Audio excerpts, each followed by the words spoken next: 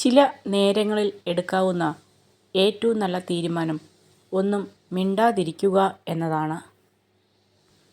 വലിയ സ്വപ്നങ്ങളുടെ പൂർത്തീകരണം പലപ്പോഴും തോൽവിയിൽ അവസാനിച്ചേക്കാം.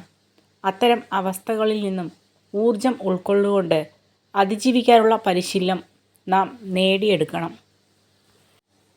നമ്മൾ മറ്റുള്ളവരെ സ്നേഹിക്കുന്നത് പോലെ അവർ നമ്മളെ സ്നേഹിക്കുമെന്ന വിശ്വാസമാണ് ലോകത്തിലെ ഏറ്റവും വലിയ അന്ധവിശ്വാസം. സ്വന്തം നിലപാടുകളിലെ ശരികേടുകളെ തിരിച്ചറിയുകയും മറ്റുള്ളവരുടെ ശരികളെ അംഗീകരിച്ചു കൊടുക്കുകയും ചെയ്യുന്നവർ ബന്ധങ്ങളിൽ ദൃഢത പുലർത്തുന്നവർ ആയിരിക്കും. നമുക്ക് എന്തില്ല എന്ന് ചിന്തിക്കുന്നതിനേക്കാൾ നമുക്ക് എന്തൊക്കെയുണ്ട് എന്ന് ചിന്തിക്കാൻ പഠിക്കുക. മറ്റുള്ളവർ എന്തു പറയും എന്നതിൽ ശ്രദ്ധ ചെലുത്താതിരിക്കുക. ആളുകളെയും വസ്തുക്കളെയും കുറിച്ചുള്ള മുൻധാരണ നിങ്ങളെ യാഥാർത്ഥ്യത്തിൽ നിന്നും അകറ്റി നിർത്തുന്നു. എല്ലാ മുൻധാരണകളും ഒടുവിൽ വലിയ തെറ്റിദ്ധാരണകൾ ആയേക്കാം. പിണക്കങ്ങൾ വാക്കുകളിൽ ഒതുക്കുക, ഹൃദയത്തിലേക്ക് പ്രവേശിപ്പിക്കരുത്. ആളുകൾ നിങ്ങളെക്കുറിച്ച് യഥാർത്ഥത്തിൽ എന്താണ് കരുതുന്നത് എന്ന് വാക്കുകളിലൂടെ പ്രകടിപ്പിക്കണമെന്നില്ല. കാത്തിരിക്കുക. അവസരം വരുമ്പോൾ അവർ അത് പ്രവൃത്തിയിലൂടെ നിങ്ങൾക്ക് മുന്നിൽ വെളിപ്പെടുത്തും. നിങ്ങൾ മറ്റൊരാളെക്കാളും ഉയർന്നവനാണെന്നോ താഴ്ന്നവനാണെന്നോ കരുതരുത്. നിങ്ങൾ നിങ്ങളുടെ കഴിവുകളിൽ ഉറച്ചു വിശ്വസിക്കുക. എല്ലായ്പ്പോഴും വിനയം പാലിക്കുക. നല്ല ആളുകൾ മെഴുകുതിരികൾക്ക് സമാനമാണ്.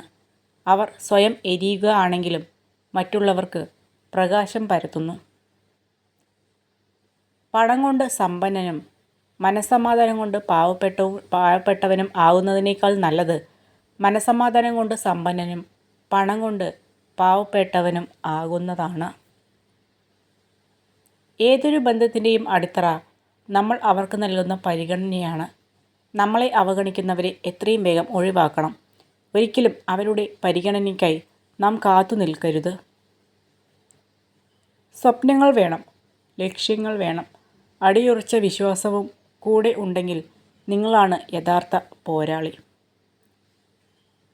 സ്നേഹവും ബഹുമാനവും ആദരവും ലഭിക്കേണ്ട ആദ്യത്തെ വ്യക്തി സ്വയം തന്നെയാണ്.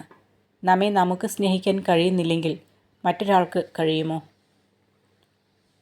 ഒരു മരത്തിൻ്റെ ജീവൻ അതിൻ്റെ വേരുകളിലാണ്, ഭംഗിയുള്ള പൂക്കളിലല്ല. അതുപോലെ പുഞ്ചിരിക്കുന്ന മുഖങ്ങളെയല്ല, നന്മയുള്ള മനസ്സുകളെയാണ് തിരിച്ചറിയേണ്ടതും കൂടെ നിർത്തേണ്ടതും. നല്ല ഓർമ്മകളും നല്ല ചിന്തകളും സന്തോഷവും സ്നേഹവുമൊക്കെ സൂക്ഷിച്ചു വയ്ക്കാനുള്ള പളുങ്ക് പാത്രമാണ് നമ്മുടെ മനസ്സ്. അസൂയയും ദേഷ്യവും വെറുപ്പും സൂക്ഷിക്കാനുള്ള ചവറ്റുകുട്ടയല്ല. സ്വപ്നം കാണുക, ആ സ്വപ്നങ്ങളെക്കുറിച്ച് ചിന്തിക്കുക, ആ ചിന്തകളെ പ്രവൃത്തിയിലൂടെ സ്വന്തമാക്കുക. അറിഞ്ഞോ അറിയാതെയോ നാം പിന്തുടർന്ന പാതകളും പടുത്തുയർത്തിയ പദ്ധതികളുമാണ് നമ്മുടെ ഭാവി ദിനങ്ങൾ രൂപപ്പെടുത്തുന്നതും ലക്ഷ്യങ്ങളെ ക്രമീകരിക്കുന്നതും. നിങ്ങൾ സഞ്ചരിച്ചുകൊണ്ടിരിക്കുന്ന ജീവിതപാത തടസ്സങ്ങൾ ഒന്നുമില്ലാതെ വളരെ വ്യക്തമാണെങ്കിൽ ഒരു പക്ഷേ മറ്റാരൊക്കെയോ സഞ്ചരിച്ച അതേ ജീവിതപാത തന്നെ നിങ്ങളും പിന്തുടരുകയായിരിക്കാം. അവസരം, ആവശ്യകത, കഴിവ്, സമയം ഇവ കൂടെയുള്ളപ്പോൾ പ്രവർത്തിക്കുക. ഒരു നിമിഷം പോലും വൈകരുത്. നഷ്ടമായവ തിരിച്ചു കിട്ടില്ല.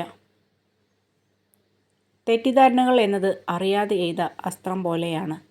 യാഥാർത്ഥ്യങ്ങൾ തിരിച്ചറിയുമ്പോഴേക്കും കുറേ മനസ്സുകളെ മുറിവേൽപ്പിച്ച് അത് ഏറെ ദൂരം മുന്നോട്ട് പോയിരിക്കും. ബന്ധങ്ങൾ രണ്ടു തരമാണുള്ളത്. ചിലത് അനുഗ്രഹമായിട്ടാവും നിങ്ങൾക്ക് മുന്നിൽ എത്തുക, എന്നാൽ ചിലർ നിങ്ങൾക്കൊരു പാഠമായിരിക്കും. വിജയം തോൽവിയെ ഭയപ്പെടാത്തവർക്ക് മാത്രം ഉള്ളതാണ്.